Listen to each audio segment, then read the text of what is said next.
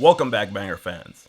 It's your host, Sam Astroth, and I'm super stoked to bring you perhaps the biggest band I've covered to date. Already pulling me in, already under my skin, and I know exactly how this ends. I let you cut me open just to watch me bleed. Gave up who I am for who you wanted me to be. Don't know why I'm hoping for what I won't receive. Falling for the promise of the emptiness machine. That was the heartfelt arena-like anthem, The Emptiness Machine, off of Linkin Park's latest album, From Zero, which dropped today, November 15th, through Warner Records. To be part of. Linkin Park are one of the pioneers of nu metal, bursting into the scene with now classic albums like Hybrid Theory and Meteora, writing memorable, catchy, emotional songs that deal with real-life issues in a way that is easy to understand and are relatable for audiences from just about any walks of life. We all know the voice of their legendary singer, Chester Bennington, who many of us grew up listening to, including myself. They were the first band that actually got me to start listening to heavier music back in high school. Growing up with mainly pop and rap music, Linkin Park seamlessly blended in many rock and metal elements into these mainstream genres and created accessible songs that had a heart and soul behind it that you could easily sing along to, and that got a lot of people into their music. This led Linkin Park to sell more than 100 million records worldwide since the year 2000 within their 7 consecutive commercially successful album releases, winning many awards, Billboard charts, and massive tours worldwide. With the tragic passing of Chester back in 2017, the band went on hiatus until recently, revealing their new singer and the first new music in 7 years. Currently, the band consists of founding members Mike Shinoda on vocals, guitars, keys, synths, and samples, Brad Delson on guitar, Dave Farrell on bass, Johan on keys and turntables, new drummer Colin Britton, and new lead singer Emily Armstrong. So, how does Linkin Park's 8th studio album, From Zero, measure up against the band's storied past, and how does Emily step up to the challenge on Chester's massive shoes to fill? Let's find out. Linkin Park has never quite written the same album twice. They always challenge themselves to innovate and give us something refreshing.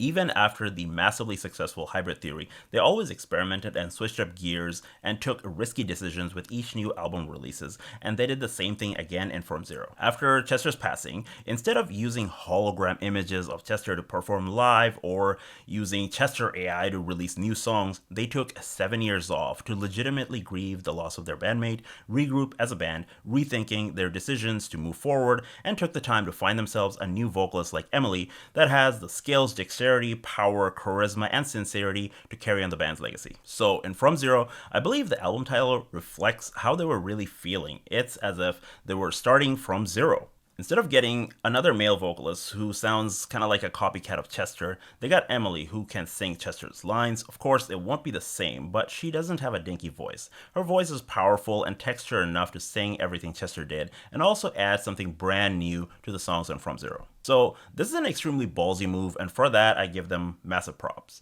There aren't many huge successful bands nowadays that'll take this level of risk and genuinely try to reinvent themselves from ground zero. Linkin Park has always been huge into collaborating with artists, movies, video games, donating to charities, and just being a big part of our cultural phenomenon throughout the years, and the tradition continues on here with their collaboration with League of Legends.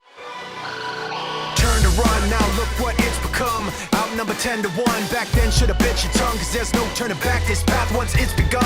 You're already on that list, say you don't want what you can't resist. Waving that sword when the pen won't miss, watch it all falling apart like this. This is what you asked for, heavy is the crowd. Fire in the sunrise, ashes raining down. Try to hold it in, but it keeps bleeding out. This is what you asked for, heavy is the crowd. That was Heavy as the Crown, the official theme song for League of Legends World Championship 2024. This collab brought a huge smile to my face as all throughout college I played League almost every day, sometimes even in class till the teacher would tell me my massive clicking was driving him insane.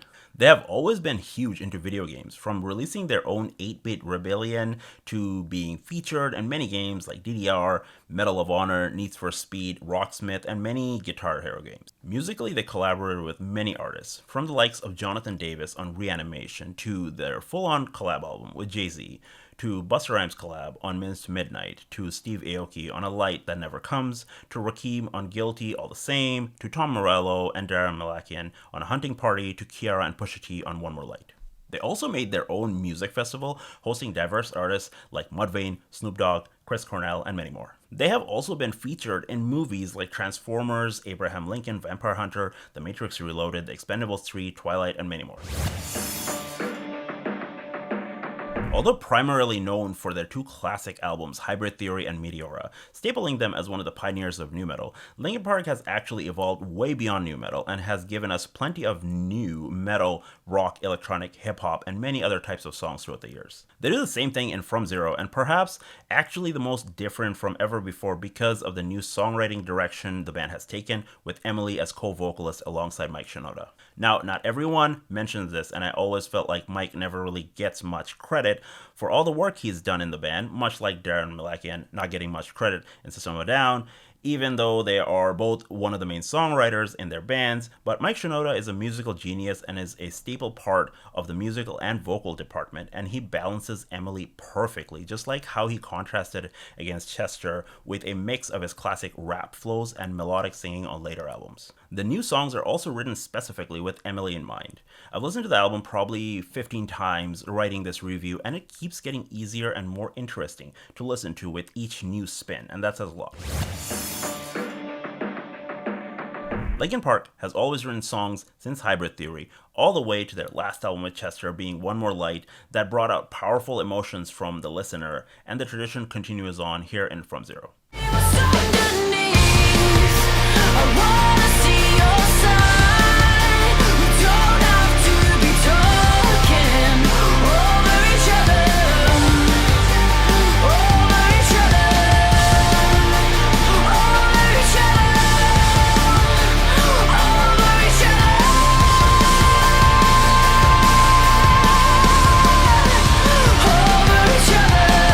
That was Over Each Other, probably one of the more softer sounding songs on the album, with a melancholic tone throughout. Don't let this song make you think that she can't go hard. If you listen to the album, you'll hear Emily belt her guts out plenty of times in songs like Casualty, Two-Faced, Heavy as the Crown, and I Gave You Everything I Had. Similarly, there are songs like Stained and Overflow alongside Over Each Other, where Emily is allowed to showcase her softer emotional side.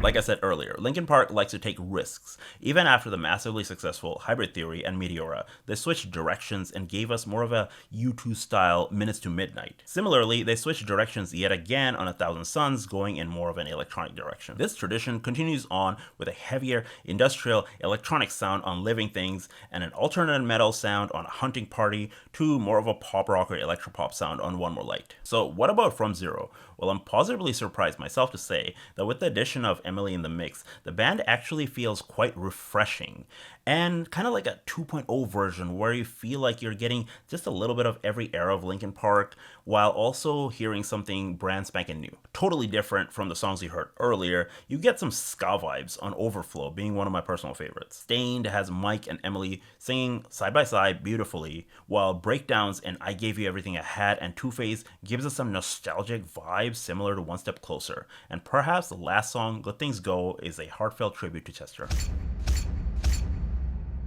Throughout the 11 songs, Linkin Park gives us a solid dosage of what Linkin Park does best. A great variety of creative songwriting with solid pacing from beginning to the end of the album. Whether you were a longtime fan of the band or are just getting into them now, there is something for everyone here, and they didn't dial in any songs. Everything was written with purpose. Therefore, I'm giving From Zero a solid 4 Rest in Peace Chester tombstones out of 5 here on Overkill Reviews. First up, I got the electronic horror band The Browning from Kansas, Missouri with their latest album, Omni, which came out on November 8th via Fixed. Formed in 2005, originally starting off as a rap metal project, the Browning over the last 20 years has developed into a blend of deathcore and metalcore while incorporating their signature electronic elements ranging from hardstyle to trance to dubstep. Their sixth studio album, Omni, features 10 songs of their signature sound, all written by vocalist and multi-instrumentalist Johnny McBee. The album also features The Defect and Nick Nocturnal, 2 songs. The Browning has also recruited one of the top metal reactors, better known as Hardcore Keem, into their lineup to spice things up, so definitely check this out. Coming up next is the old school sounding black metal side project of Sinister from Atlanta, Georgia. It's Legions of Malphas with their debut album, The Blood of Kings, which came out on August 9th via Blood Blast distribution. Sinister has been on fire this year, doing everything from dark trap to scream rap to funk on his solo projects to doing symphonic deathcore on his other side project, Hate Within, and he somehow still found time to make this black metal album as well. He said he wrote the whole album in 27 days. The 10 songs give you plenty of OG black metal riffs with shrieks and screeches akin to vibes like Marduk, Old Immortal, Aura Noir, Gorgoroth, Shooter, Sargeist, and Watain.